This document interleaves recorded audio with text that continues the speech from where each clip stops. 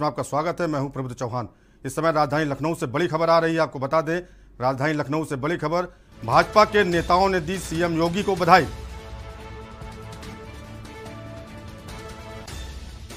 MLC चुनाव में मिली जीत के बाद बधाई।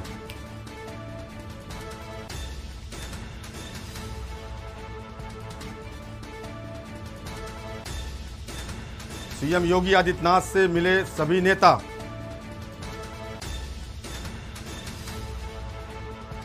भाजपा ने 33 सीटें पर दर्ज की जीत।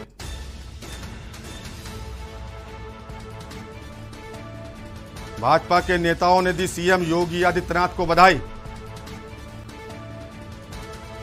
एमएलसी चुनाव में मिली जीत के बाद बधाई।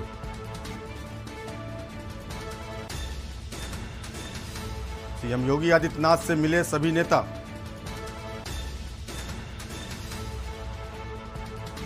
भाजपा ने 33 सीटों पर दर्ज की जीत।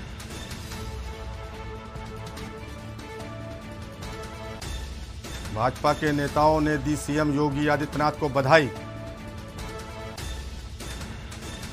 एमएलसी चुनाव में मिली जीत के बाद बधाई।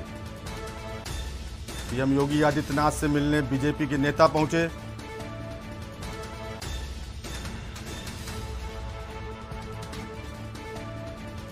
और इसी खबर पर रेजिडेंट एडिटर मनीष पांडे जुड़ चुके हैं। मनीष, 33 सीटें बीजेपी ने जीती हैं और सपा का सफाया हो गया है। बिल्कुल प्रबुद्ध, देखिए बड़ी उपलब्धि है भारतीय जनता पार्टी के लिए। 36 सीटों पर विधान परिषद के चुनाव होने थे। 36 में से 33 सीटें भारतीय जनता पार्टी के खाते में गई हैं, जबकि 3 निर्दलीय उम्मीदवारों ने विजय हासिल किया है। और सबसे बड़ी बात कि भारी संख्या में सीटें इसके पहले भारतीय जनता पार्टी के पास नहीं बल्कि समाजवादी पार्टी के पास थी। विधानसभा चुनाव में आपने देखा, विधानसभा चुनाव में एक तरह से जिस तरीके से भारतीय जनता पार्टी ने बहुमत बनाया था, उसी तरह से अब चूंकि जो उच्च सदन है विधान परिषद, अब इन सीटों के बाद उच्च सदन विधान परिषद में भी भारतीय जनता पार्टी का जो जलवा है वो बरकरार हो गया है, कायम हो गया है। निश्चित रूप से चूंकि बड़ी उम्मीदें थी, समाजवादी पार्टी को भी कई सीटों से उम्मीदें थी, कई प्रत्याशियों से उम्मीदें थी कि उनके प्रत्याशी जीत के आएंगे।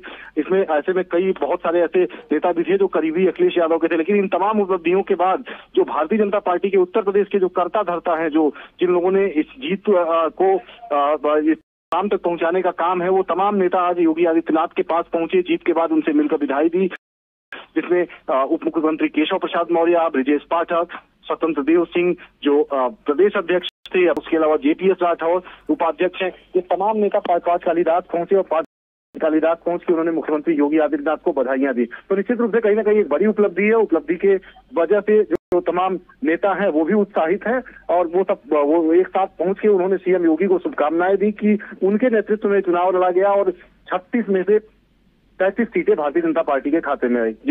जी मनीष, लगातार देखा जाए तो विधानसभा चुनाव के बाद, अब एमएलसी चुनाव के बाद, अब ये 2024 को टारगेट बना के बीजेपी चल रही है, क्योंकि अमित शाह भी त्रिपुरा गए थे कुछ दिनों पहले।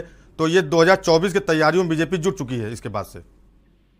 बिल्कुल, देखिए संकेत आने भी शुरू हो गए हैं प्रबुद्ध कि जब तमाम राजनीतिक माहौल आप उत्तर प्रदेश का देखिए, उससे साफ आप समझ सकते हैं कि बाकी अन्य दल लगे या ना लगे, लेकिन भारतीय जनता पार्टी सरकार के गठन के बाद ही 2024 का लक्ष्य लेके चलने लगी।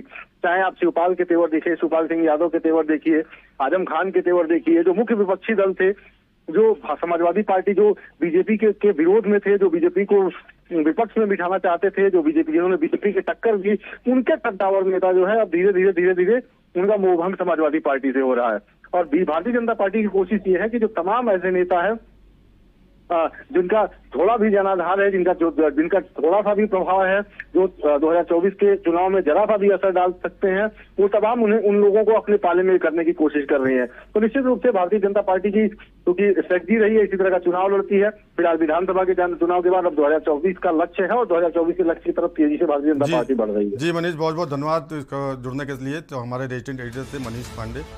तो अब बता दें, एमएलसी चुनाव के बाद सीएम योगी आदित्यनाथ को बधाई देने के लिए नेता